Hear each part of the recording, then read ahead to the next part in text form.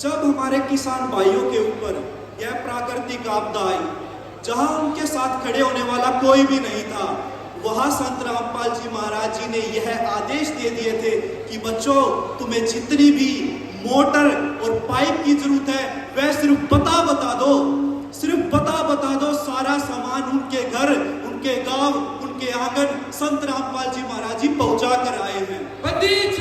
सतगुरु रामपाल जी भगवान जी की जय हो। कहते हैं किसान अन्नदाता होता है और जो अन्नदाता की भी मदद कर दे उसे भगवान कहा जाता है। आज हम बात करेंगे संत रामपाल जी महाराज जी के उद्देश्यों की और उनके कार्यों की। संत रामपाल जी महाराज जी का क्या उद्देश्य है? संत रामपाल जी महाराज जी का उद्देश्य है दहेज मुक्त समाज हो। ये बात आप उस पिता से पूछना जिसके घर में बेटी होती है।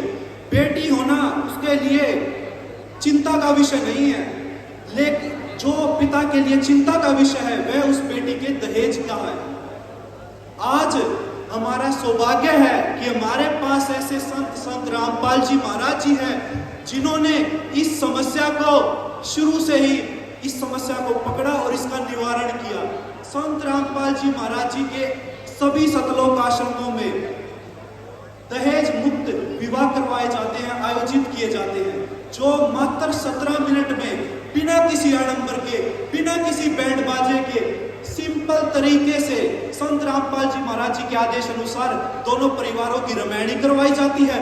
और एक और मैं आपको बात बताना चाहता हूं, और दोनों परिवारों की खाने की व्यवस्था भी संत रामपाल जी महाराज जी उनके सतलोक आश्रमों में करवाते हैं।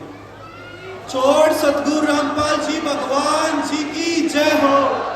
और मैं आपको एक बात और बताना चाहूंगा, संत रामपाल जी महाराज जी के सभी सतलोक आश्रमों में, सभी के सभी सतलोक आश्रमों में 24 घंटे निःशुल्क भंडारा चलता है। आप किसी भी टाइम जाकर, किसी भी समय जाकर भंडारे का आनंद प्राप्त कर सकते हैं।